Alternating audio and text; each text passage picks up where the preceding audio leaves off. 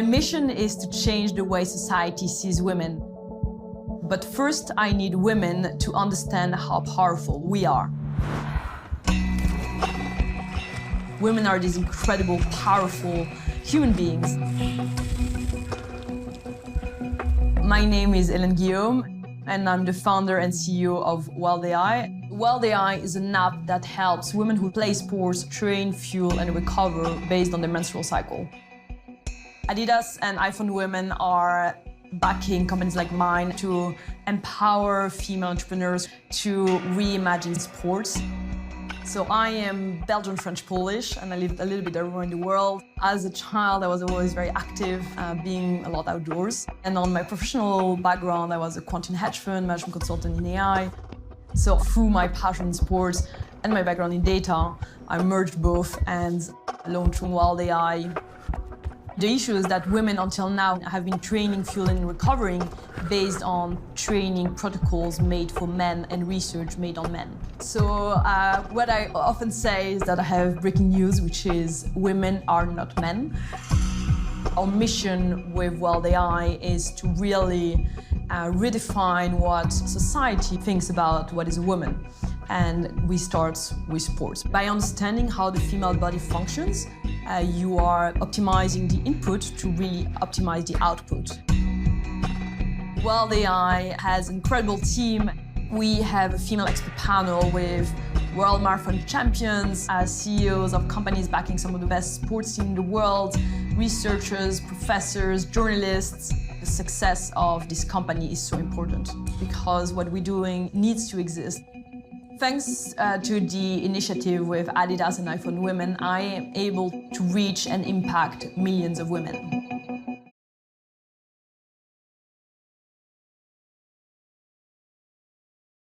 Jodi, so nice to be here. Thank you so much for having me. I'm Hélène, the founder and CEO of Well.ai, and what we do is extensive research on what is a woman, and we translate that research into our app, helping women eat, exercise, and recover with their physiology, whether they menstruate, use any type of birth control, or are in perimenopause or menopause.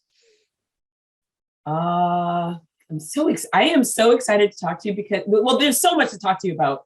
Elena, pleasure to have you here. Let's start with where are you right now? I am right now at my parents' house in Italy.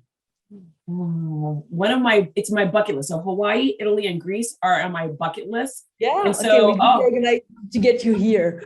Oh, I cannot wait to the moment because my mother and my grandmother went on a mother-daughter trip and they were there for a month and they could not stop talking about it. They love it so much. And I was like, oh, I should do a mother-daughter trip with my mom. And then I think about I go, maybe not. Maybe I just want to go by myself. Before we even start talking about the business, I always say that the best way to understand how individuals mind their business is to understand who they are before the business. So we know that you're in Italy. So let's just start from the time that you were the way that you grew up all the way to the point where when you were in university. That way we can get a better understanding of who you are. Yeah, so I am born out of international parents. So my father is Belgian French, my mother is Polish. I was born in Belgium, and then we traveled quite a lot. Went to Japan, France, Hong Kong, Peru, US, Italy, UK. So most recently, I was 10 years in the UK and San Francisco. Wait. May I ask why you traveled so much? Was it just on holiday or because of a specific job that your parents had? No, first it was my parents' job and then my job. So first as a child and as an adult. I just moved countries.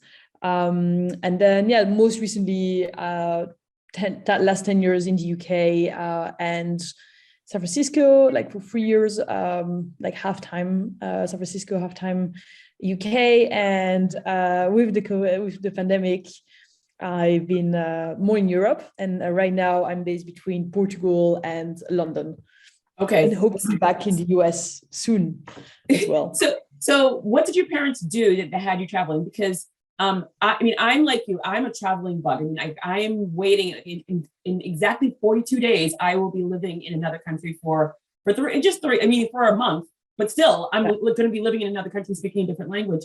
And so what did your parents, I mean, and I'm first generation born in America. My parents are from Haiti. So it was always instilled in me you can't learn about the world if you're only in a box, like in one location. What did your parents do that was gifted? I mean, like, what a gift for you to be able to travel all over the world and see people. What did they do, and how did you perceive it? Because most young kids, usually kids that are in the military, talk about how it's hard to make friends, it's hard to engage. And you were traveling, and every single time I'm saying this, the smile is so big. So talk about your experience of what did your parents do, and what was your experience about traveling to these different locations? Do you have siblings, and what did that do for you when you were growing up? Yeah, so I actually started probably from my parents' parents. So on my mother's side, they were the Polish. So it was like communism, and they were both engineers. And unlike most people that generation, they actually were traveling quite a lot. So my mother was born in Poland, but her brother was born in Czechoslovakia at the time, and they also lived in England and Belgium. So they moved around, which at that time, basically in communist countries, it was quite rare. And then so that's when my mother then lived in Belgium, and my father was a son of diplomats, so he had grown in traveling in many countries as well. Okay. So when my parents met, I think they had this common feeling of being foreigners a bit everywhere. And they got married, and then soon after they moved to the US to have my sister. They were doing an MBA in Chicago, and then moved back to Belgium, and then we moved to Japan. My mother was working in art at the time, and my father was a consultant. And then after Japan, my little sister was born. And then my dad, for work reasons, moved with us to Paris. He was president of a bank. So yeah, we moved quite a bit as kids. So inherited that from my grandparents and then my parents. And then my two sisters and I always traveled quite a lot. And so, yeah, I think it's ingrained. I don't know how you feel about it, but you always, I guess, a foreigner from where your blood is from, but also where your passport is from, also like where you grew up as a teenager. So you're never really a local, but it's there's an incredible word to put on that, which is TCK. I don't know if you're familiar with it. No. Third culture kid. And it's really I guess you would love it, because it's either you come from parents of different bloods, or you have traveled as a child. So you're basically taken away from roots, and you have these new roots that you create, and everything is very different than someone who grew up with two parents from the same area, same school, like grandparents in the area, etc. And so we have, as kids, you do have this taken out of your roots, have to make new friends. So yes, it is difficult, and I definitely had many times no friends at all. And you don't follow the right codes, you don't dress the right way, and kids are tough, so you don't kids are tough. Kids are mean. Yeah. And so you're in a new school, and no one comes to you. I remember this terrorizing day where I was in Paris. So I had just arrived in Paris. I was 8 or 9. And I didn't have any friends. And so my dad came to school, and he went to see these two little girls. And I was a tomboy. I really preferred hang out with boys at the time. But anyways, my dad went to see these two little girls, and he asked them would you want to be friends with Hélène, because she doesn't have any friends? And I was horrified. Dads are the best. With all great intentions, dads are the best. But oh my, don't help me, Dad. Don't help me.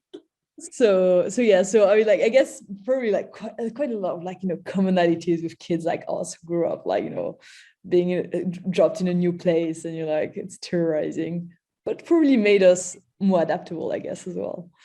It's so funny that you were saying how you'd go into a new school and you just didn't know how to dress, or I mean, because it is true where you go through.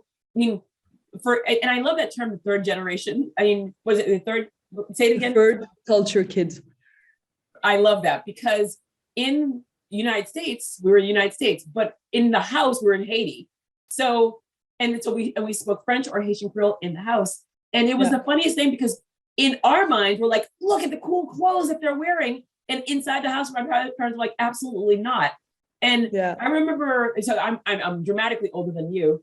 I remember where we wanted like certain jeans and things like that. And in Haiti, my dad was a tailor. And he goes, I'm going to go out and I'm going to buy the stuff. I was a tailor. I know how to pick those things. And my dad used to love saying no to us. We're like, this is going to be great. We finally broke him. We're going to get our way.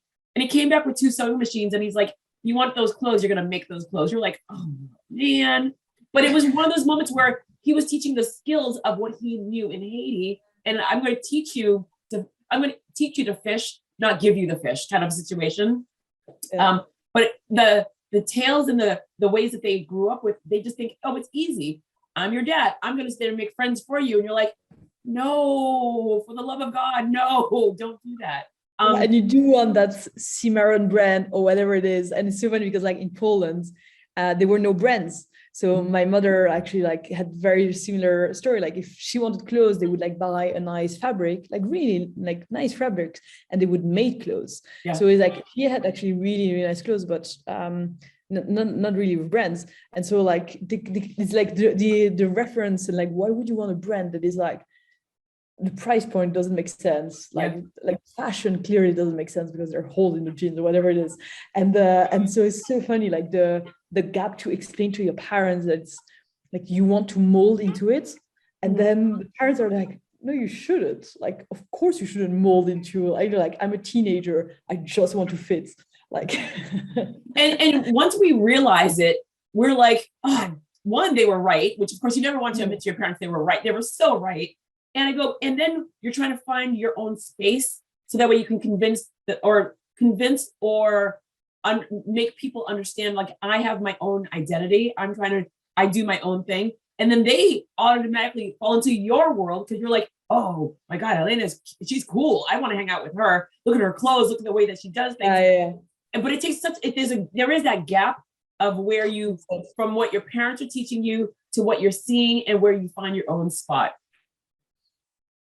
And I think that's what I was getting at the most, where traveling to so many different countries and everyone has their own, especially in Europe, different styles, different ways of doing things. How long did it take you to find your place in the world, knowing that you jumped around in so many different locations? I mean, I think as an adult, it's quite different. I mean, I remember like at 8, it took me 2 years to have one friend, I think. So, but now, yeah, I really learned basically. So I know, like, first of all, there are things that I love doing. And so if I arrive to a new place, and I moved to Portugal like 6 months ago. So I've yet again, like, created that for myself voluntarily, and I think like I do a lot of sports, so like through sports I meet a lot of people, and it's the kind of people I want to be with, and I want to socialize that way. So I want to wake up at 5:30 and I want to be in the water at like 6:15. So like so I want to hang out with those people, and so I meet people that way, and then now I'm really lucky of being part of like some networks as well that are quite international, of entrepreneurs and investors, and so that actually has been really, really helpful. So there is a commonality on like why we would meet, because we have topics to discuss about, introductions, and now I find it easier, but still, like, you know, like arriving, I mean, in any place, you know, at a conference, you don't know anyone. It's always like this weird, awkward feeling of like, hello, I'm Hélène. And it's just like, it's always awkward, but yeah, I don't know. I still have this thing where I have this thrive of like going to a new place, and it's really exciting. I also think like when you are an expat, you behave very differently, because when you're local, like it's very comfortable. It's amazing. Yes. All your friends have countryside houses. You just take a car, drive an hour and a half, and you're like, it's very comfortable. It's also like financially, it makes a lot of sense. When you're an expat, like, you know, no one, you know, nothing. So you have to really get out of your comfort zone all the time. You need to meet people. You need to like discover exciting things to tell people, okay, let's climb that mountain. That looks really cool. So you're always like really creative. And I think it also fits quite well. What I find exciting in life is like these micro adventures, and because I think like when I get comfortable, like for example, I love London. I absolutely adore London. I lived there 10 years, but the way I was socializing a lot there was I mean, I did do like 6 a.m. morning swims in the Serpentine, which is the river in the middle, but I also like was doing a lot of dinners, and which I love, but it's more comfortable in a way. So well, you know what? yeah. I think that, all right, so I have the expat question, but wait, I'm going to ask that for a quick second. I feel like the dinners and things like that are just so known so much in Europe, where in Europe, it's just like, it's what brings people together. I mean, food brings people together. And so you could do all your activities all throughout your day. You could work all day, but everyone knows work ends and family and friends come together. And it's just a great way to get to know people. These are the things where my mother is a chef, and my dad is worked in, I mean, he was a tailor in Haiti, dairy processor in America. Food was a way that we brought people together all the time. I mean, there was never a time that we didn't celebrate an event, and everyone knew, like, we're going to the house where the chef is. And it was just so much fun. And as I've gotten older, people do it, but they do it less. They surround it around alcohol more than just the essence of cooking together and things like that. And so I love that about Europe, where yes, there's alcohol too, but the food is just like the main reason why we're there. And it's decadent, and it's just a conversation piece. And it's not like this big, huge hunkin' meal and then everyone leaves. It's just like, it goes for hours. Yeah, no, totally. And yeah, there's this like conviviality of like being together and bringing things together. I actually, like, when I do dinners, I've done, like, I love gathering people, and like in San Francisco, I was doing the same. So we would have people from, professors at Stanford, like 70-year-old, like, and then young entrepreneurs, and everyone would arrive, and they're like, "Oh, can I help you?" I was like, "Yes, please. Can you cut these carrots? And can you?" I really love it, because actually, when people know how to peel a carrot, they're like, so, and then they're probably shocked when you said, you're probably shocked when you say, like, yes, get a knife and start cutting. Yeah, exactly. But it's so funny, because actually, like, people then they're like, "Oh, okay," and they do it, and it's like, it's really funny. It's like, so yeah, there is this like special thing of like this cooking thing, and it's like, it's really cozy, and it's nice. And I am not a great chef, so I like, what I can bring is like this being together and meeting fun people, and but yeah. How many languages do you speak? I speak French, English, Spanish, Polish, really beginning Portuguese. Yeah. I'm loving you. I love, but well, the thing is, because when you're younger is when the languages come very easy. And so when I said I was like leaving for a month to live, so being Haitian, French and Haitian Creole is what we speak. And my grandmother passed away. She died 7 years ago. And my French, and she didn't speak English. So my French is deplorable now. And so I'm going to Guadeloupe for a month, because it forces me to learn. Like, I mean, it's like, it's a French country, and it forces me to be like, I have to speak French. I mean, and the first week might be really, really, really, really bad. I'm expecting that. But I know it's in there, and I know it'll come back to me. Yeah, it will come back. It's rusty, but it comes back. It'll definitely. So, but at least I know by the end of the month, I will be able to like be comfortable communicating. So I have the same with Polish. And actually, when we were kids, like, my mother didn't speak Polish to us, because it was communism. Like, it wasn't great to be Polish at the time, and so she decided not to speak Polish to us. But we had nannies and grandparents, so it's really funny, because my Polish, I speak like a kid. Like, it's like in Spanish, like everything is small when you speak to a kid or as a child, and I still speak as a child in Polish. So it's very weird. Like, my cousin, like a few years ago, we were together at a party, and I was talking to someone in Polish, and we were adults, and he looked at me, and he was like, "Is she okay? Weird." Is she okay? All right. So I'm going back to my expat question. So when I was in my MBA program, I did 14 countries in 1 year to understand small businesses and the way that the environment is around them. And one of the key components was visiting expats. Some countries, expats did it extremely well. In some countries, it was just like they were isolated from the community. And so as an expat in so many different locations, did your family go out of their way to be like, inject themselves in the community, understand the culture, et cetera? Or were they like, here are the expats and here's the community? It's a really good question. It's interesting, actually, like, people in Japan, for instance, many people find it really difficult to integrate in Japan, because people don't necessarily speak English, and the culture is incredible and really strong, but they also, a lot of people like really struggle with their time there. My parents loved it. My dad was speaking Japanese, and we were in the English Japanese school. So like my sister and I were basically, our first language was English, Japanese, French. Very weird for kids, but so we were like actually quite integrated. My mother was in art, and they were doing she was doing a lot of collaboration. So like very unlike expats there, they actually had they really had Japanese friends, and I think probably that impacted my way of thinking. Like all my life throughout the different places I've lived in Hong Kong, or like I've actually had friends who were locals too, but it is arriving to a place, the first person I might know often is an expat, and so often like I would enter like the first times I would be invited somewhere, etc. I would probably like know an expat, but I would make a superior effort to also know locals. And like for instance, England was actually quite difficult, I found, but for good reasons. Like if you are, like established in your country and you have your friends and your network and your life is organized for generations, like you have your weekend set and you have your tempo, like Sundays, family and whatever. You don't really need like new people who, by the way, are going to leave anyways. But so I do have friends, local friends, in all the places I've lived.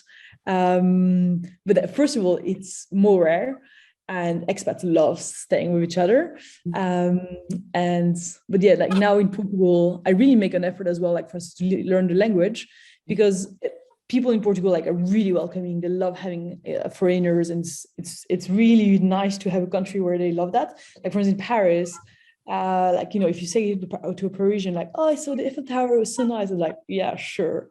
Like in Portugal, like they're so happy we're there, because like it's quite a new, like Portugal was quite poor until quite recently, so there wasn't really that immigration, and it was definitely an immigration country, and people were did not discover this like gem of Europe until recently.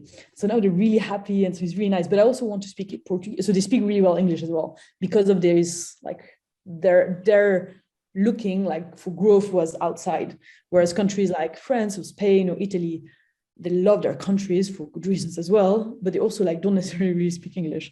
And so, but in Portugal, like to be integrated, I think like speaking the language is on me, and like that's on me to do the effort to be then integrated, because if I'm lucky enough to be invited at someone's house and there are grandparents, they probably won't like speak English, and so but also you have a very different experience. Like languages, the words are just different, and they mean different things. And you speak French, like for instance, everything that is like sensitivity and so sensorial, in French we have like very different words than in English. English is like a very efficient language, and French is a bit more like romantic and whatever. So like to describe certain things. Portuguese is as well. I mean, all the romantic languages that are based off of Latin. So I spend a lot of time in Portugal. It's literally by far, Australia is number one.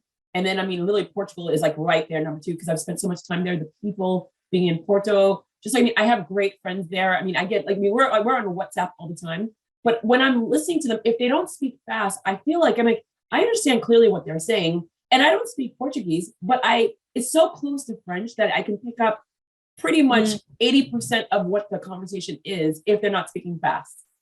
Yeah, and reading for you would be easy too. But then, like for me, the last bit is speaking, and so like that's where I am now. Is like, and I speak Spanish, so like the Portuguese plus the Spanish plus the French like makes it easy. But then still, I miss the last gap, which is actually speaking it. You're going to be close. You're going to be close. I know that. I definitely know it. What did you go to school for? What was your degree in university? I'm sorry. Before wait. What did you want to be, and then what did you actually become? I wanted to be everything except what my dad was doing. I didn't want to work in finance ever, and so I wanted to be an engineer. I wanted to be a fighter pilot. Not because I like war, just because I like planes, which is not a great reason. I wanted to be an astronaut. This is quite engineering. But then I did a summer internship at a bank and I loved it. And so Full circle. Full circle, exactly. So I studied mathematics and then financial risk. And then so like my first internship, I loved it. I thought it was like, I just had a lot of fun. I thought, I don't know, because probably I was a teenager and like, just, but how weird is it though that you were like, I'm not going to finance. I don't want to go in there. And yet the love was there. So what was it that all of a sudden you finally looked at the numbers and what was it that just gravitated you? Because, well, I mean, I'm marketing. I love read, eat marketing. Finance, I look at it, I can tell if I can look at the spreadsheet and I'm like, just tell me the story and I can like jump on it. And I can tell if numbers look funny. But what was it about you? Because you were just like, you did everything in your power to stay away from it. And yet you ended up doing it and loving it. So I loved numbers. Like I've always been like really into numbers and maths and like engineering. But then I thought finance, I think it's because like by opposition to my father. I think like he was in finance or I was a teenager. So I just thought he's my dad. So for sure he's boring. And so for sure I never want to do whatever he does. But then I got a summer internship through him. And then I did it and I realized that's not what I thought. And it was really cool. People were really fun. It was in Philadelphia, Deutsche Bank. And I was like, I just met very cool people. They took me, like, I was 19. They took me like to the shore and they were older. They were like 30 years old. And they were partying like crazy, like, summer in Philadelphia. And like, so I just had the time of my life. And I also like met these people working in banking who were really nice, really smart, really funny. And so I realized that I had a completely wrong image that was entirely driven by me being just a bad teenager against my father, really. And then I was like, oh, it's actually cool. And then the summer after, I did a summer internship on the trading floor. And so it's way more. How was that for you, being on the floor? Like being on a trading, I mean, you see what's on TV, but I know it's not even remotely the same. So it's so funny. So I did it in London and I don't know if you've ever been to Canary Wharf, which is like the financial. And you basically come out of the tube of the metro and it's like a really long escalator up. And then you have Reuters numbers that are like on the side when you come out. And I was like in a suit and I was like, oh my God, I made it in life. and I was like, it was like 2000, like it was at the brink of the financial crisis just before. And so it was like really crazy.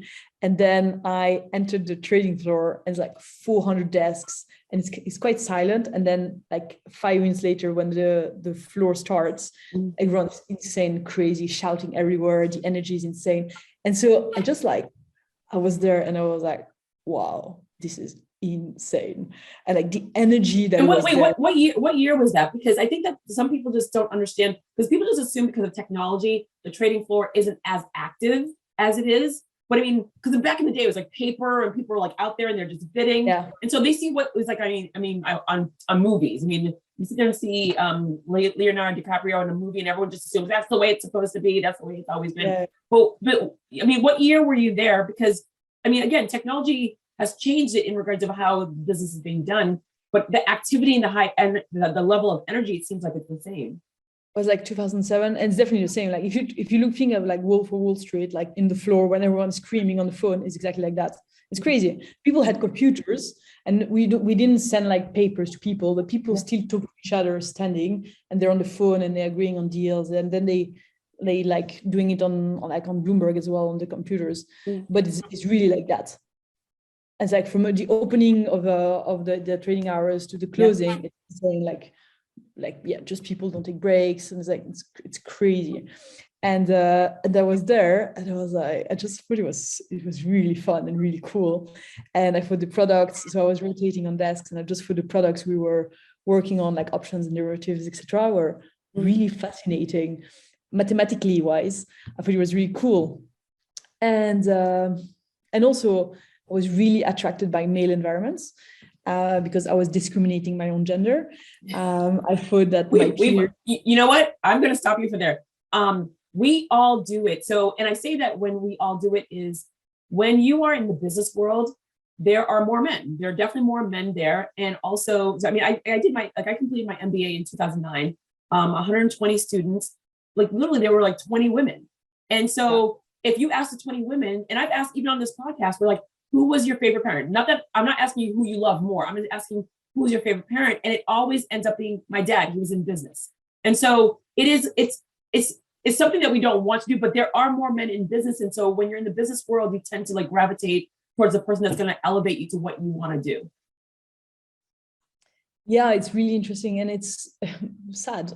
Yeah, but like the reality is like I was definitely I was a tomboy in French. It's called un garçon manqué, a failed boy.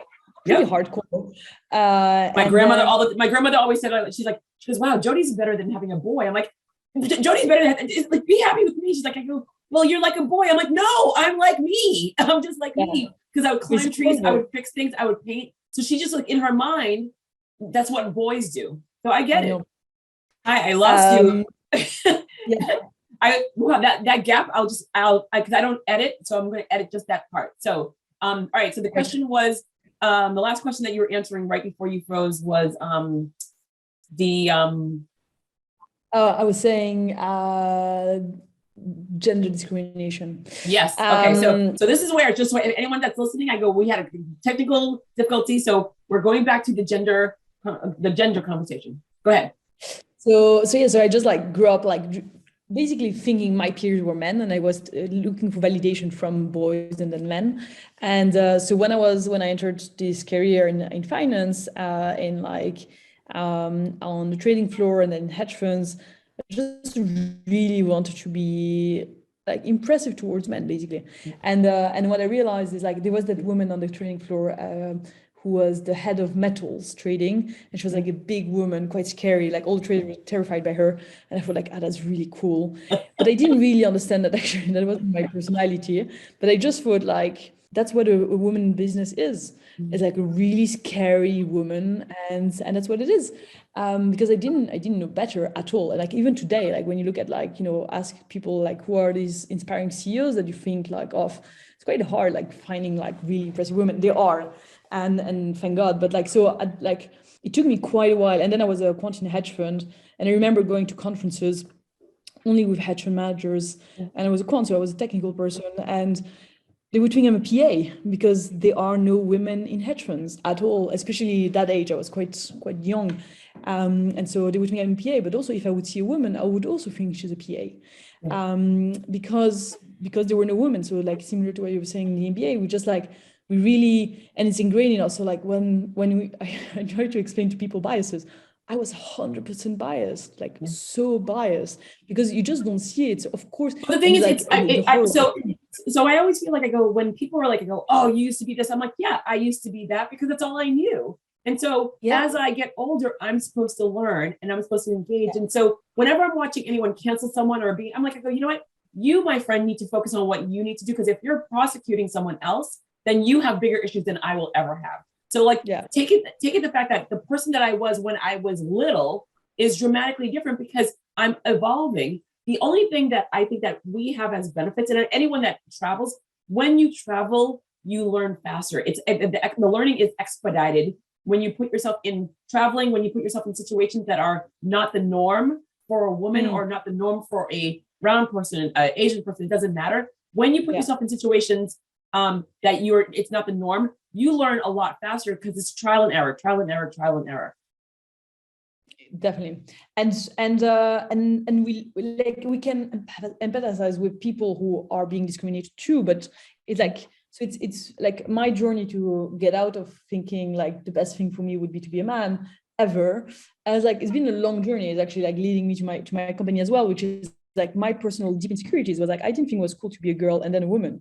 Like I could see like discrimination straight away and like in my face, and you've probably seen it like at another level being Black person as well. It's like women are discriminated, Black women are even more discriminated, like it's insane. And so when I try to understand how a white male would not understand, I try to remember how I was thinking too. And so just came out like slowly out of the financial career, which I loved. But then well, how many years did you stay in the financial career? And was this your degree? Yeah, so I studied mathematics and financial risk management. Okay. And so then I was a quant in a hedge fund. And so I was there like I guess total 3-4 years. And then I was a consultant. And then I started like doing some startups here and there, called startups, but actually it was more like projects who were dying. And then I was consultant in tech, in AI, which I loved. And then I started my company, which is a company I'm still running now, which like changed quite a lot and pivoted quite a lot. But really what it's doing now is also like, because we're doing this research on the female body and we are understanding what is happening in the female body and what is incredible with it, it's like it's helping me personally to understand that my body is actually incredible. Like we have the power to create humans, which by the way is probably one of the hardest things in the world. Like, it's insane to me. I mean, it really is. It's insane to me. Like so I have lots of doctors in my family, and they're just like the procedures that they talk about, or if someone dies, I call them. I go, oh my God, I can't believe this person died. And they're like, I go, do you know how many trial and errors that they had before? They had so many case studies before they actually did this case. And when this person dies, it helps the next person. And so just the way that my eyes have opened up about the human body is the most amazing mechanism ever. And then you throw it in the human body, like you're making another person. What? Yeah. It's fascinating to me. It's absolutely fascinating. But also it's fascinating to me how we have to deal with all of that, the human body, like creating the body and stuff like that. And yet we are seen as lower tiers. Exactly. But I think it's like, I mean, when you look at everything like history, literature, religions, I mean, like in Christian religion, like you can be a nice little virgin and that's it.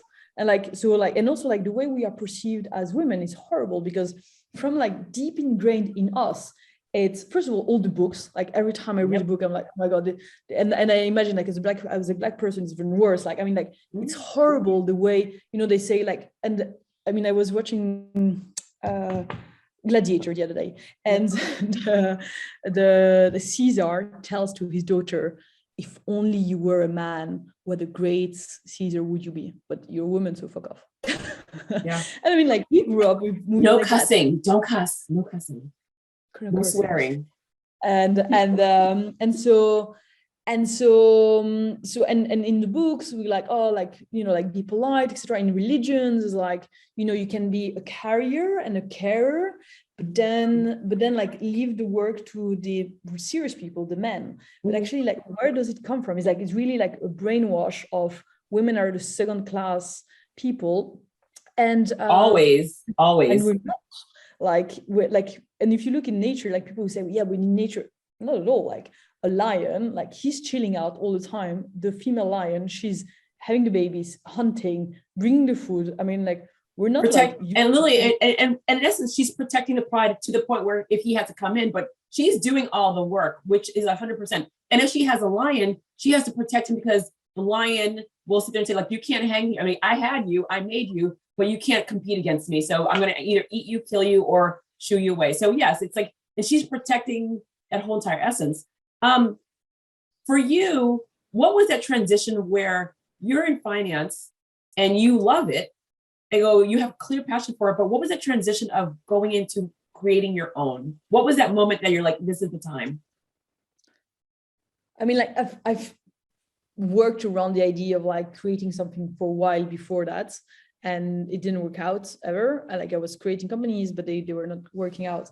But then I think it's like this combined like two passions that I have, which is like data and like analytics of the data, etc., and then sports and performance. And so combining these two like really made me tick.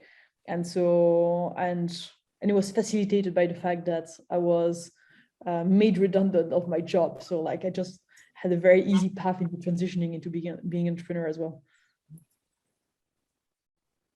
You could have done anything. You could have selected any. I mean, tech, like fintech is huge. It's huge. You could have created anything and everything. Why this product now? And also, who are your best customers? Like, how does it work? Like, I mean, like, let's just dive right into the company.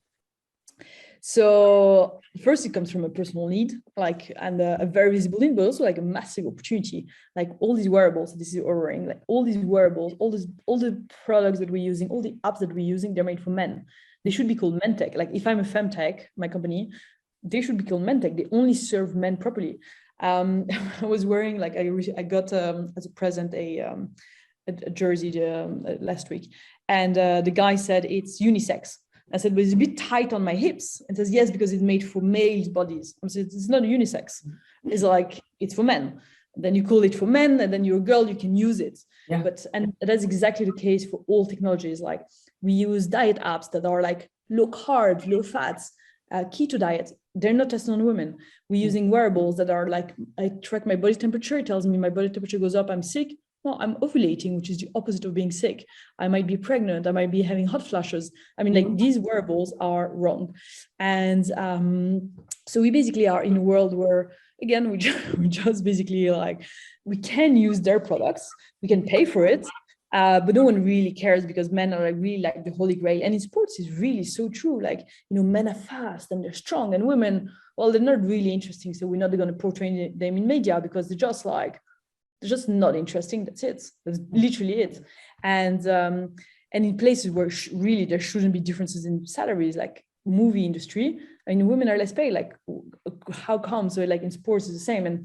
And the argument that people watch is less, just because we are less portrayed, but people want to watch female sports.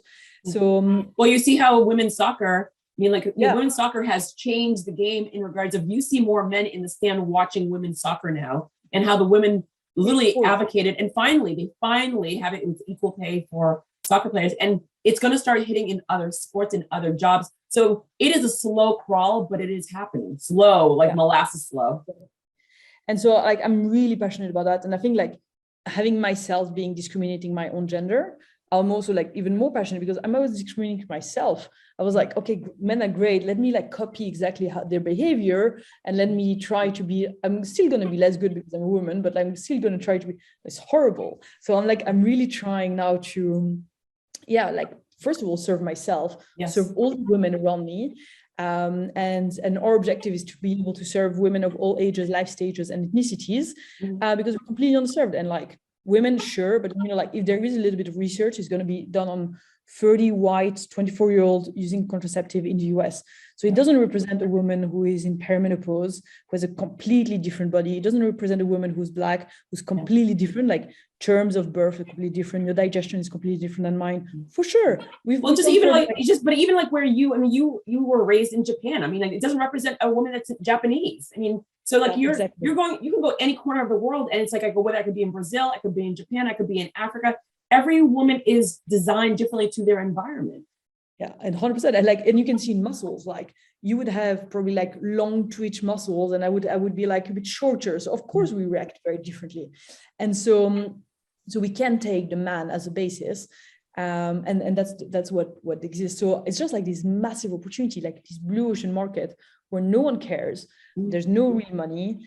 I have to fight all the time. Like when I pitch my company to men, they're like, oh, let me talk to my wife. I'm like, no, it's you. Like, you should be interested. Could you imagine, let me talk to your wife? Just say that you don't want to give me the money, but don't sit there and insult me by saying, let me talk to my wife. What is that? And it's also, it's a business opportunity. It's not a charity. And they're fine, you know, like they would invest in things that they would not never use, but then like female health, they feel so disconnected because somehow, like when we grew up, like, you know, when you are like a kid, like they're like, oh, you like a girl, oh, you're so gay. And so the worst insult for a boy is being like a girl or being gay, which is the association of the femininity. And so when they grow up, of course they cannot consider that women are interesting because it's the worst. And so they're like hang out with all these guys and it's like super cool. And the girls, like, sure, they're nice and they're pretty, but that's it really. and so when we go into female health, they're like, yeah, like, talk to my wife, but like for me, not really. And they're really not interested. And so like they're like, okay, let's make babies for like future generations. So there is money in fertility because that's when men are actually involved. But then the rest, which is like the well-being of their spouses, of their kids, which is like, you know, and interestingly, like many of my investors, they have young girls, and it's really interesting because they actually became interested in the topic because they saw their little girl who was having pain, and then they realized, it's actually really bad. If you are an adult man and you were with a woman, very often, like, first of all, they would have never bought a Tampax. They think it's gross.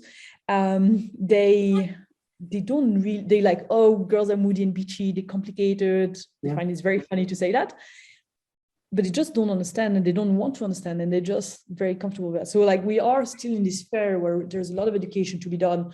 And what is amazing though, is that women, it resonates so well with them, because like, finally someone listens to us. So it's like, I'm just really thriving in this business because it's first solving my personal insecurities. Like, is it cool to be a woman? Yes, it is. So I'm learning. Very cool. Just want to know, very, very cool. But no, but the thing is, like, I love that. All right, so I always tell a lot of my clients, where if you are going for investor dollars, before you walk in the room, do your due diligence and understand who the person is. Not understand their degrees, not understand what jobs and the roles, but find out, do they have children? What religion are they? Yeah. Those little things help your pitch. It helps the conversation, because knowing that there are dads to girls in the room are a game changer. It's an absolute game changer, because daddy's girl. Everyone knows daddy's girl. And daddy's girl, I mean, I remember I had surgery once, and I wasn't allowed to leave the hospital unless my body parts started working. And I was so hungry. They wouldn't give me food. They were just giving me water. And it was I think it was day 2 or day 3. And my dad's like, I'm getting her a salad, because she is my little girl and she is hungry. And they're like, sign the waivers, because if anything happens to her, they're like, I don't care, she's hungry. And it was like, my dad was literally what the most, he didn't like to argue, and it's a doctor, I'm not going to sit there and argue, but he saw his little girl hungry and he's like, I'm going and getting her a salad. Yeah. And so I think that's like a really good one. Once you know the right men in the room, they get it, and they get it very quickly. Yeah. So how does the product work? I mean, who's the target audience, and how does, I mean, yes, women, but how does it work for the masses? So basically, it's an app on your phone. So you download it, you open it, and then every morning it synchronizes with your wearable, if you have any, like your Oura Ring or your Apple Watch, Garmin, etc. And then in addition to that, we take manual questions. So like, how did you sleep? Do you have any pain? Where are those pain located? And the combination of these two sources of data sets give us a readiness score for your day.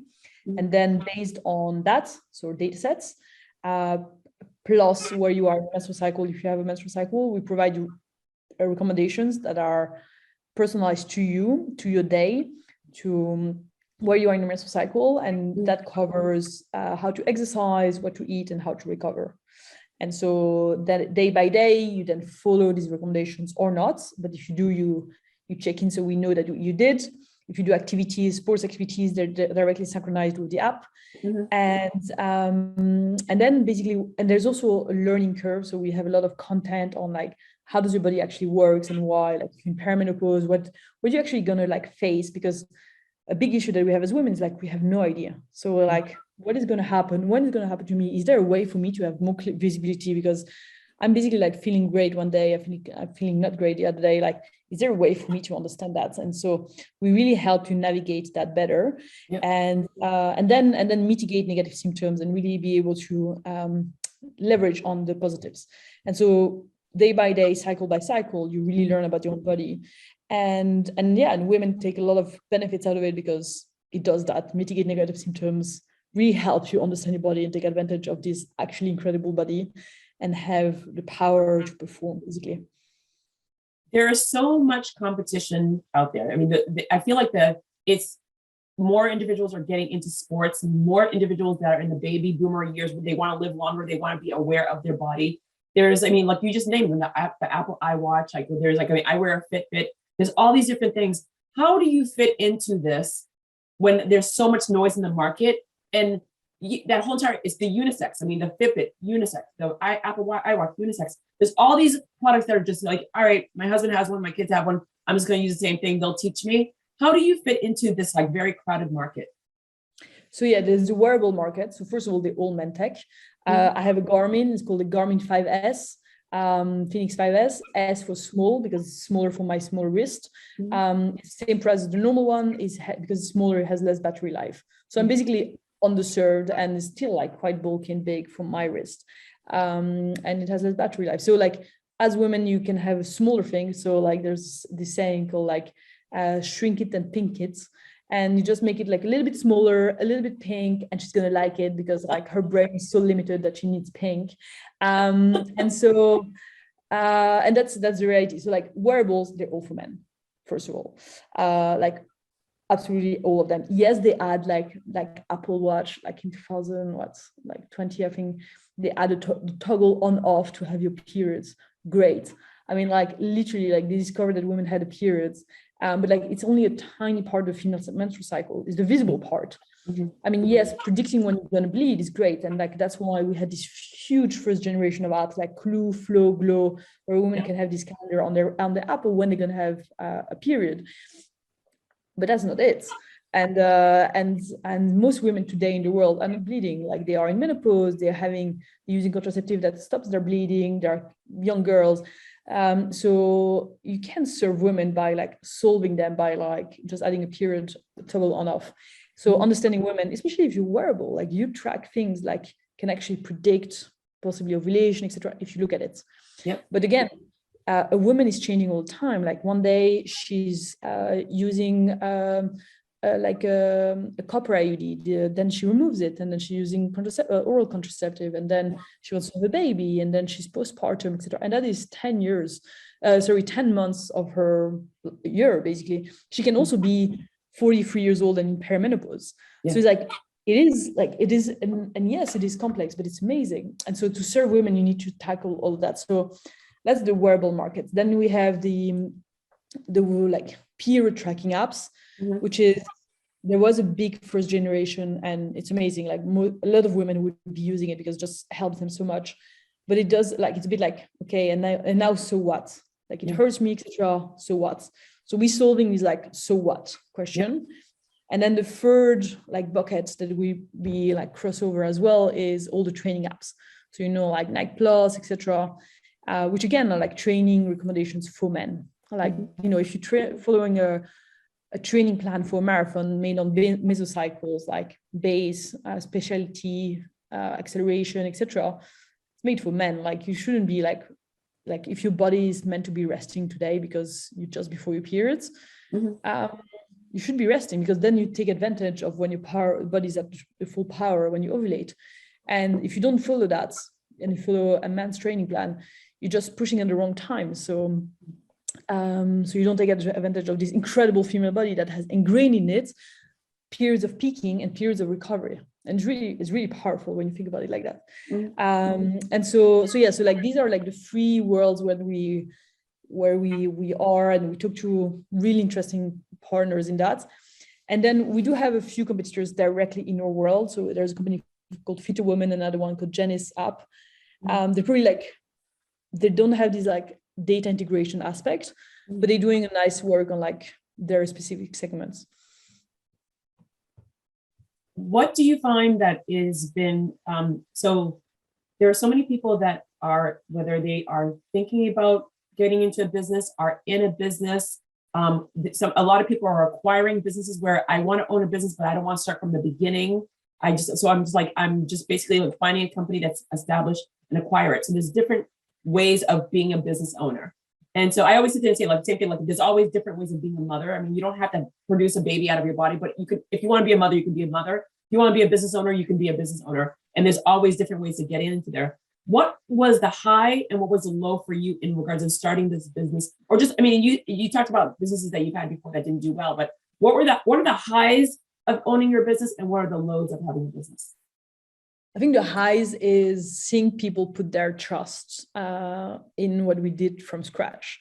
So from people who choose to like their career to work with us and spend like so many hours working on this project, people who like choose to download the app and follow the recommendations, like who's been like, people who've been like very, very first users from where it was like such a bad product and they still stick and they still like are cheerleaders on the side, people who put their money, like we have a lot of incredible angel investors, but like for instance, the co-founder of 23andMe, like a lot of like founders who like a founder of FatMat. So it's just like really nice to have these entrepreneurs like on my side as well as we're growing the business. And so that, and then people who like are partners. It was just like people who believe in us and like seeing it grow from nothing to people actually like believing our brand.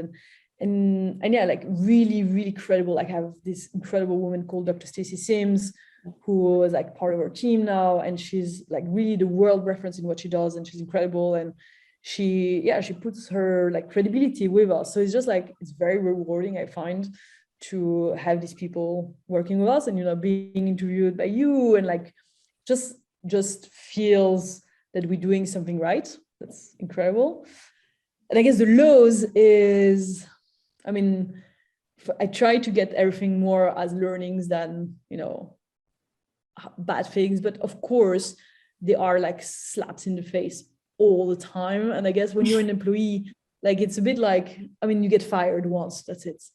Or like you didn't perform well, but like it's not great. But like as a founder, I just find like I get slaps in the face all the time. Like for instance, we just got like we had this like we were hiring someone and we had this incredible person who was meant to join us, and it was going really well. And then she decided not to stop the process. And I had like, you know, I reimagined having her in the team, and so it's just like, again, the slap in the face, like, oh my God, she was such an incredible fit, and then it's not going to happen. Which happens all the time. Like have this like investor, like so bullish, gonna invest, about to sign a paper, doesn't sign, still hasn't and doesn't invest. It's like it's happening all the time, basically. So, and then you have like this incredible person I work with, and then they choose to do something else. So it's just like every time I'm like, okay, like learn, like, you know, how can you be better, or like predicting or understanding, etc. But yeah, every time it's like a bit of a little gut punch. Well, let's just talk about the biggest slap of the face that everyone dealt with for the past 2 years and still dealing with. In Europe, more January, February 2020, we are going into our third year of the pandemic. So what was it like for you at the beginning when it just, the buzz started, to how have you evolved and what did it do to your company, your team over the past 2 years? Which is so crazy to say it's been 2 years. I know, it's crazy. So at the very beginning, I was in London and I just basically created a barricade, and I was working on a dining table and I just like had screens, and I loved it. For 3 months, I just loved it. I thought it was great. I could focus and work like crazy. And the team was really incredible at the time. We had to like, you know, downside all the costs. And my job as the founder was to ensure that they would have a job, because we had no idea if we would be able to raise. We had cash at the time, a bit of cash, but I was about to do like a big raise in the next few months. And then like, I mean, the markets were crazy. So like there was no visibility for me to be understanding whether there would be money or not. And then we raised money actually quite quickly. And so I went to like basically in a storm, like try to be like a captain, like really trying to like protect the team and the boat, and then find what we needed, which is cash. Like my job is that, and we did. So it was great. And then it's just like we're very luckily a very sweet spot that is like digital health. And so women, first of all, women are more into preventative health, generally speaking. But I think with COVID, it was more like also in their face, which is like, you have to be like aware of like preventative health. And like today, your job is to be the healthiest possible, because that's how you can prevent yourself from getting any kind of harmful virus. And so we actually had a really good response in markets. And we were still in like closed beta, so the product wasn't out in markets, but like these few first months actually were weirdly enough like very good for the team and for the company. And then we launched the product 1 year and 2 months ago in the markets, and it went quite well. So since then, in a year, we acquired 30,000 women. We've no marketing at all. So it's all word of mouth. And now we're in this new transition period where we're going to start scaling. But so until now, it was, it's been really 2 crazy years. And now there's a war in Europe, which is insane. And hopefully things will settle. But I mean, history like has proven over and over that things can go very wrong as well. And so like also thinking of like, how can I protect all my team and the company as well now. We're definitely going to touch upon what's happening in Europe in regards to the war, but I want to stay on you for a bit more. What were the things, I mean, how, as a founder of a company during a pandemic, and it's healthcare that you're involved in healthcare, how were you able to keep your team, like you kept them employed, but how are you able to keep them focused on themselves and their well-being, and also keep it focused on your well-being as well? Because there's the business owner, but there's a team, and just a fear of every day you didn't know what you were getting. So how were you able to manage everyone's emotions as well as your own? Yeah, so I think a bit like in the airplane, like you have to put the mask on yourself first. And I love how you said it, because I use that terminology all the time. Yeah. I love it. So I think that was a learning first. Like I definitely had a lot of like sleepless nights and like pain in my stomach that was related to stress. And so I think that I tried to like take a step back and really try to understand that I love my business, etc. But without health, like there isn't like much that's gonna come out of it. Yeah. So I try to really focus on that. I went into probably what a lot of people went into, like a lot of meditation and things like that. And I think that was really helpful at that time. And then and with my team, I try to do what I could do as a CEO, which is guaranteeing their salary. So I told them, like, once I had worked out the economics, I was like, okay, we have 18 months. So whatever happens, I mean, unless you like start performing like really, really badly, but like you are basically assured that my job is done. Like you have a salary. So we're safe on that. And I think that was important because it meant that, because a lot of people at the beginning, a lot of people were losing their jobs. It was crazy as well. And so I want to make sure that they had that set so they could take care of themselves as well. A lot of the people in the team are foreigners. So they had families in places that they couldn't see their family for like a year or more. And so just doing like the one thing I could do, which is guaranteeing them that they have a job. I thought that was important. And then just being more human as well. So it also made us more human in a way, in the sense that we probably talked about certain things that we probably wouldn't have spoken about if the pandemic didn't arrive, and got more intimate in that. But yeah. I think that's one of the things that I mean, I say this all the time. I'm like, take care of the humans will take care of you. And so many people in the business world are just like, go, go, go, go, go, go. They see this product, they see this service. And I'm like, you do realize you're doing this, you're working so hard for this product and service for a human. So at the end of the day, you need the humans. End the story. It doesn't matter what app, like, I don't care what it is. The humans will dictate if you succeed or not. And I loved watching and seeing so many companies taking care of their people. It was like this whole entire renewal. Like, I know what I do, and this is what I advocate for all the time. And when I'm working with CEOs and founders, when I'm working with your team, I go, I'm marketing, but everything we do is all about taking care of the people behind all the stages of what you do. So I love that, hearing what you were saying there. In the States, because of the pandemic, we have a great exit, meaning there are so many people leaving their jobs, 6-figure jobs. They're just assuming small jobs, but people are leaving 6-figure, 7-figure, big jobs. They have these great degrees. They got the dream job, and the pandemic basically put them in a situation where, like, it's not what I want. I want more. I want so much more. And they're looking to start something on their own.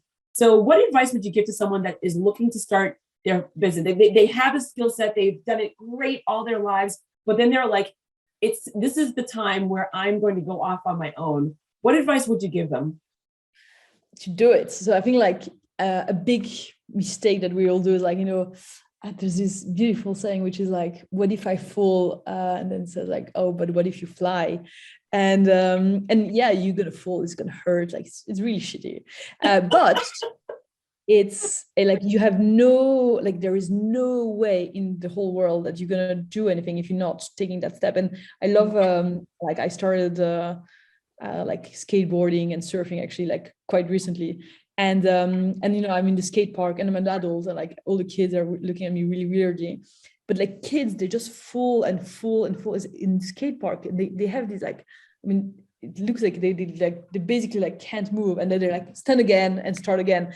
It's so inspiring because like, oh my God, I mean, like I'm obviously like way more risk adverse now, but I'm falling still. And I think in business is such a good like learning. Like you have to have a very like kind of childish approach to it, which is like, first of all, it's fun. Like try it out. Worst case scenario, and I've had many businesses which I like.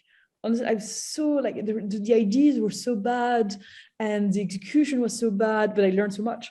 And it doesn't really matter. Like if you don't try, it matters, because then of course you're not going to be anywhere. But I also love like, you know, looking 1 year back, like 1 year and 3 months back, we didn't have the app in the market. And now, you know, like I'm trying to like compare a company to other people, and some go way faster, some have closed their company, like they're dead. And so it's not really great to compare myself. But then I'm also like, well, we've done a big journey, like we've gone a long way. And so I think like for anyone who wants to start, it's just literally start. It doesn't really matter what you do, even if it's like the single like minimum thing, which is like instead of consuming, create.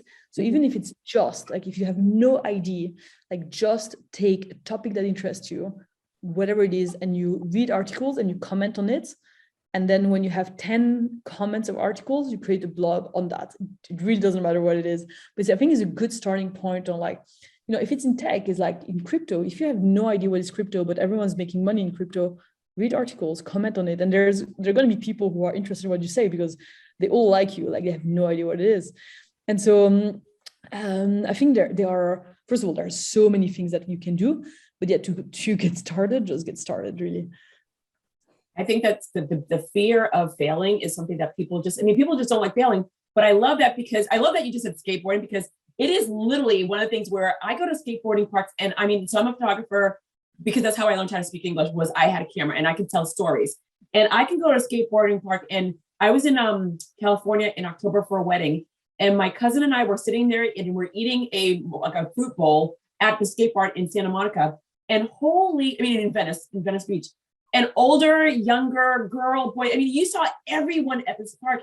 And I'm like, bravo. Yeah, the older guys definitely had their pads on. And I don't care. I'll wear my pads. But I want to learn how to skateboard, because whenever I see it, it's just like, I feel like it's just like you're in your own zone, just like wheeling away in and out. And I thought it was just the coolest thing. So I love that you just took it up. The surfing part, I did it when I lived in Australia. I drank too much water, salt water. It's not desirable. I love taking pictures. I find it fascinating. Maybe I'll take it up again, but boy, that skateboarding is less intimidating in my mind than surfing. Surfing is just. Well, then you should be good in surfing, because surfing, at least you fall in the water. It's a bit less. But water's hard. Water is like, if you fall the wrong way, water is just as hard as cement. Well, you also like have like, you really get temperature and like washing machine, and like it does hurt. But I made a mistake. Like I was on top of a bull in a skate park, and I saw a friend of mine who I thought we were the same level, but actually I didn't realize he was like practicing for months, and he just dropped in the bowl. So I was like, oh, I can do it too. It was like 1.5 meters or 2 meters of drop, and I dropped. And at the point I was actually already engaged, I realized it was totally out of my level. So I jumped over and like I exploded myself. And then like my friends were just at the time looking at me, and they were like, what did you just do? Like you literally have, you're not that level at all. And I was like, oh yeah. And it was so funny because like I can, like it just like in my brain, I don't know, it was like, was more like a child. And I think like in surfing, what I find really cool, I'm a good swimmer originally. So like water is kind of my fun, but still you get like washed. When you get washed, like it's hardcore. So I understand what you say. But I think like what I love in surfing, and I think like that's why it's my like really my sport now that I'm putting all my energy in to get better at, is like just such a different sport. It's like has all these elements that are very different. Like the elements are changing. You have this element of stress, but also this surprise, like, am I going to make it? So you paddle, and then no, you don't make it. But then you have this dream and this idea of this perfect wave that's going to arrive. And then you paddle back, and then eventually you get it, and then poof, you get smashed. And then so it's just like, it's so funny because like you have these hormones, and you're like, okay, one last wave, and like the sun is going down, and okay, the last one, and then you're still there. It's just like in the world of skiing, they always say the last run. You never do the last run, because the last run is like you're a little arrogant, a little bit cocky. I go, but you're tired. Your legs like are tired, but you're in your mind, you're like, I can do it, and then that's when the problems happen. The last run. Exactly. So yes, I think like learning from like sports to business, I think is great. I feel like I go, business owners, we take risks all the time in the business. So that's why I run marathons. So we run marathons, we do triathletes, like we do high energy things because mentally we do it every day, owning our businesses. So it brings it to the next level where people think we're crazy. I mean, people think that we're crazy, but this is what we do. So thus, what does your family think of you now? Like, they've watched all the things that you've done, and now you own this business and you're fighting for money, and you're like in that boardroom with a lot of men saying like, I want you to open up your paycheck, your wallets and your checkbooks. What does your family think of you now? I think like, so first of all, like in sports, they often felt it was like a bit too much. Like I did like ultra marathons, 100K races. And so they were like, are you sure? But having said that, they were always supportive. Yeah. Sometimes I did tell them after I did the events, but they were still like very supportive. Yeah. And now with my business, they're really supportive. I think like, I have like a really nice relationship with my family, so it just feels really nice to be in a cocoon when I'm with them, and to be able to say like all the things that are like not good in the business and like nice, etc. But yeah, I think they're just like really supportive and enjoy my business, and I guess they're just like really there as a loving family, which I think is really important for me. Are they shocked at all? Shocked?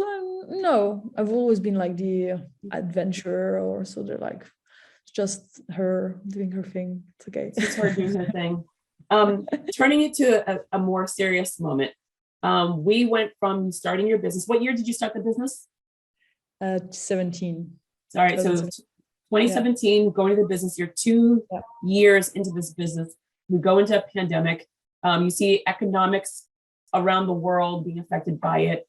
You're 1 minute we're open, 1 minute we're closed. We are feeling like we're at the tail end of this pandemic, and then now we are in war, and it is affecting your family. Like, I mean, where your family is from. How is that? How are you handling this now? It's like it's emotional peaks and valleys of everything. But how is it for you? But also, you're in Europe. You're seeing it is close to home. I mean, we're in America. It's definitely an argument that's happening here in the States a lot, but how are you handling it where you have Polish blood in you? You're right next door. I mean, it's right in your backyard. You still have a business to run. We're in a pandemic.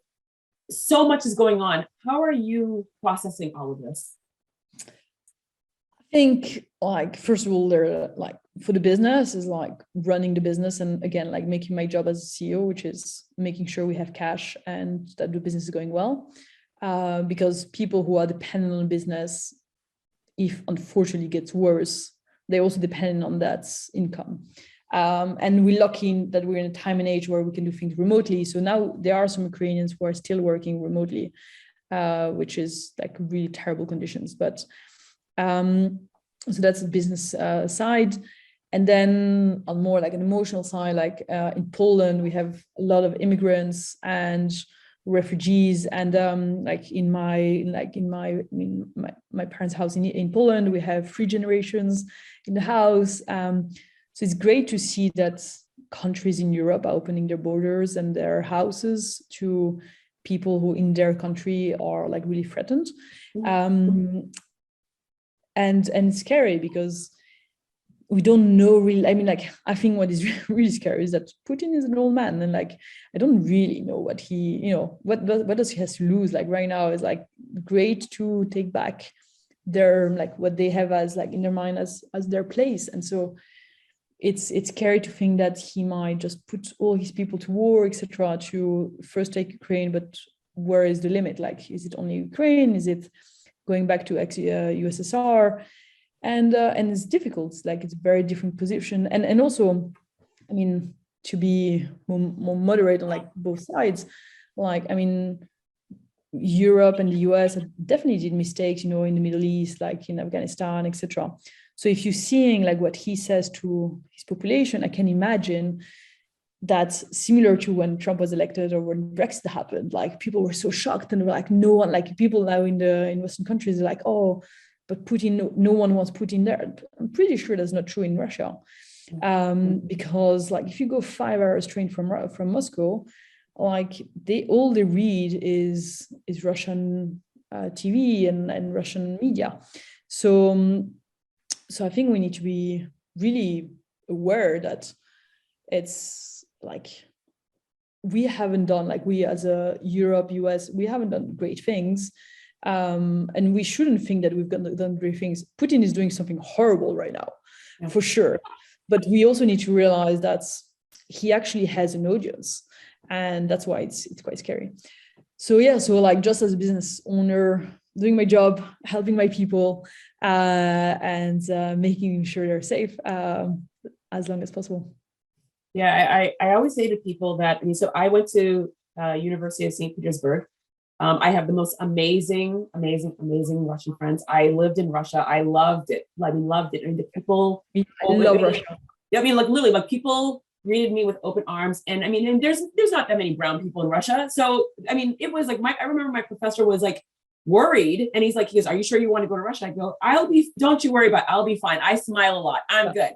And I had the most amazing experience. I have Ukrainian friends from my MBA program, as well as my neighbors, most amazing, welcoming people that you could ever encounter. Just not what you're seeing on TV, literally most amazing most amazing Ukrainians with the biggest hearts.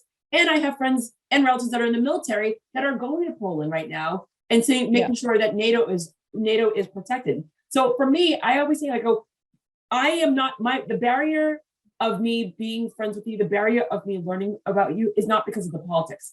Politics will get us all in trouble all the time. I have to go into the situation and I have to learn. And I have friends coming in all directions. And I'm like, I have to protect my friends. I will call them. I will check on them if they can get access to emails, or I will always check on. So for me, that's my biggest frustration, that politics always gets us in trouble. And being from Haiti, where it's unsafe for me to go to my homeland country because Haiti is a shit show on a good day. And so I always say to people, I'm like, you know what? Just take the opportunity, get to know a person on the human level, call them, talk to them, speak to them, but not just because something's on TV and you're like, oh my God, I hear you're Ukrainian. I want to be friends with you. I'm like, no, you can't be friends with me now. You have to be friends with me before or things like that. Yeah, and on your point, I mean, like, I have really good Russian friends. I love Russia. Like, I'm obsessed with Russian history. I think it's like the country. It's amazing. Their history is amazing. And so, but it's not Russia. It's not Russians. Like, it's, as you said, it's politics, and it's and we're puppets, all of us, like, of Western politics, because we think we're like saviors and we're the best, and they're of like their politics. Like, we all of it. Like, we just like, again, we're so biased on like the one messaging that we hear. So yeah, hopefully we find a solution. And you said you started it at the beginning with the bias, and then we are biased towards our own gender. And so what you hear, what you see is what you have until you take the time to walk away from what you've only seen and what you know, to learn, to grow, to be better, to improve. And hopefully that is like across the board, not just in us as our genders or sex roles, etc., but also just getting people to understand we will move faster and better and stronger if we take the time to learn about other things. 100%. And like also like the thing that is really scary is that it's not very difficult to create animosity against someone. And if you're against something, it's actually, there's this incredible movie, a German movie called The Wave. Yeah. And very quickly, it's basically is a teacher post-war, he's in school, and he says, it's exactly what I said, like, it's quite easy to create people who would like fight against each other. And the kids are like, impossible in Germany, like we've seen it like right now, so no. Yeah. And it was like, okay, we'll do an experiment. And it's like, okay, we'll create like a group, and so find a way like that you recognize yourselves. And so they all say, okay, we're gonna put a white shirt. And so there's one girl and she's like, it doesn't suit me, I don't like white on me. Yeah. So she doesn't put it, and so her boyfriend is like, oh, you're boring. Kind of excludes her, and then it goes on, and they're like, okay, you need a logo, so, and you need a name, so they say, okay, the wave, and then you need a logo, so they create a logo, and then they tag the logo in the streets, so they start doing vandalism, and then it goes on, and anyways, at the end, like, it gets dramatic, but basically the teacher, what says at the end is like, look, very quickly you like ejected some people from your group, this girl who didn't want to go right. You started to do like vandalism in the streets. You like were like doing graffitis on the walls. Like you would never do it if you didn't have like the strength of a group. And so I just wanted to show you that like a strength of a group is really interesting. And so, and you see that in football, like hooligans, they kill each other for what? Not for what, for something they're against another team. And politics is the same. And like we see, like I mean, like American politics, it was like, you're not ruling a country to like have all the people, like 300 million people, like, you know, living good, etc. No, you're hooligans.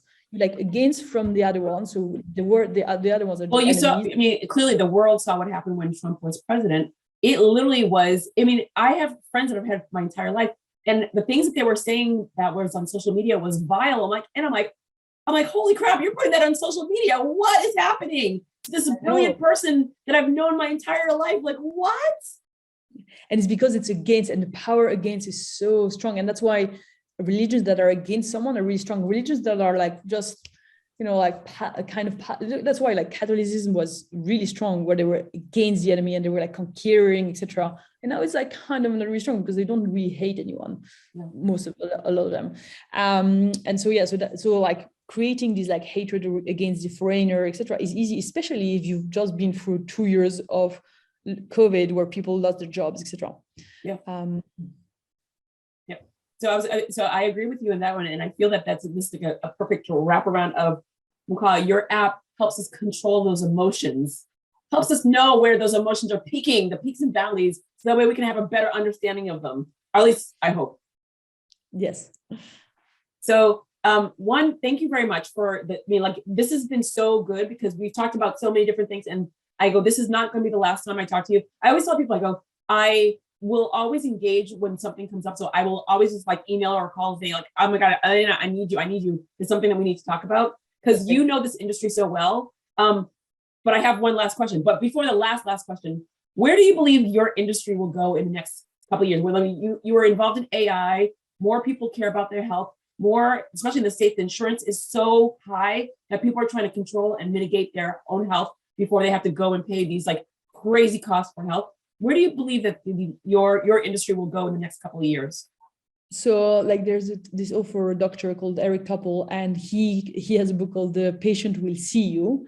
And I really believe that like we have all these wearables, we have this knowledge, and especially as people who've been discriminated, women, Black women, we haven't been listened by doctors. Like we've been like, you know, giving birth to a baby, like lying down, like, and then if you're a person of color, like you really discriminated, like they don't listen to women, and they're like mortalities are way higher. So like I think we're not happy with that. And we start to really know that we've been underserved, under-listened, basically discriminated. And so I think like The Patient Will See You is like basically the power that comes not from like these white men in a white blouse or like just like the institution, but it also comes from us. Is like, I believe I have this. I also tracked it. So I think like these are the 3 triggers. I still want the validation from a doctor, but also like, so like really this personalized approach to medicine and preventative approach, which women do a lot. Like that's why women have always looked at like herbal teas and like alternative medicines, because like we feel a lot of things in our bodies. So I think like this whole industry of health is going to be like way more preventative. Like instead, if you have a stomachache and you take a pill, it's like the worst idea in the world. Like if you have a stomachache, find why your body is not reacting well to that food or to the stress or whatever. And so I think like ingrained in us as women is a bit more natural. And I think the whole industry goes to that. And in the US, you actually have to do it because like medicine is so expensive.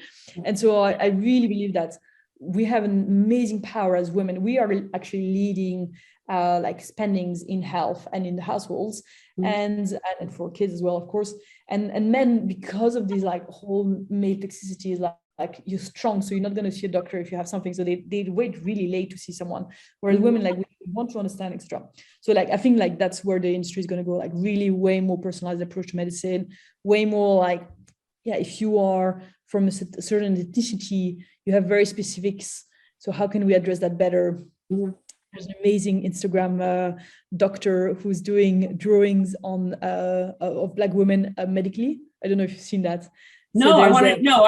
Wait, who is it? I want to get it. I don't remember the name, but it's amazing. It's like basically it's a Black woman having pregnant of a Black baby. It's the first time ever that. Oh wait, I have to look. So my cousin actually like told me about that, and I saw it on 60 Minutes. So yes, I did see it. I still don't know who the artist is, but it's amazing because most people aren't used to seeing those pictures in a medical journal or things like that.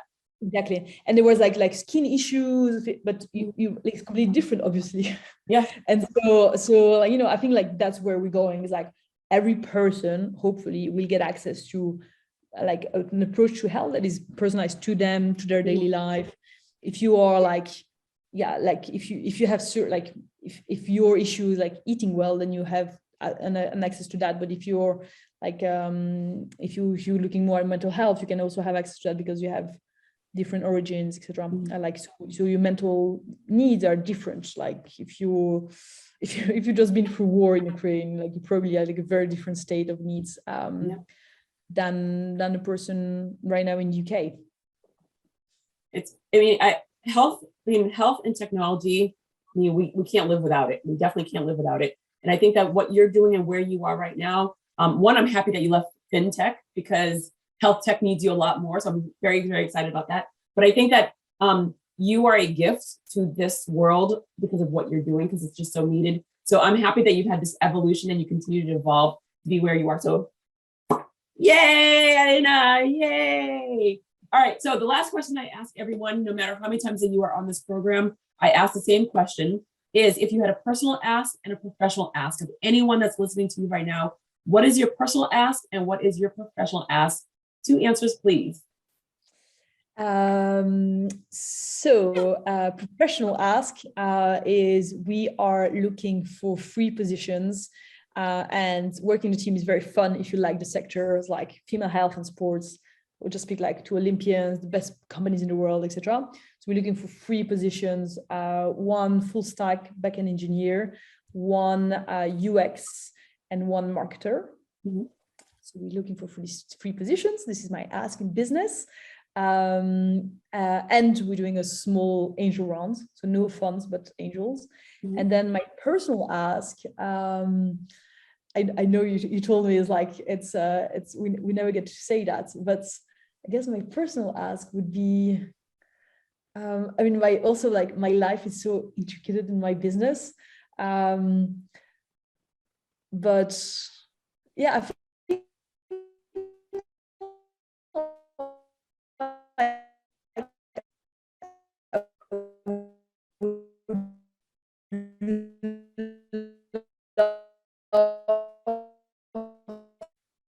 to have wait, you have to, I was gonna say, start over again. Share their managed growing into the, so I would love to have women, am I freezing again? I would love to have women tell me like how they grew into the positions as leaders, because I still find it, I read a lot about it, like I'm obsessed by the topic, but I still find it, like, not advice, but experiences I find would be really, really helpful, because I still unfortunately like find it hard to have like role models. And I speak to a lot of like younger founders, like younger company founders, but I would like love to hear more experiences on that, because just like I find it really inspiring always, and how they manage being a woman at the same time, because from the whole topic of the conversation, like I want to have a family, so how does that work actually, like practically? And people, like, you know, investors, they're still like so sexist. They're like, oh, do you plan to have kids? I'm like, well, you want me to call you next time I have sex? Like, I can do that, but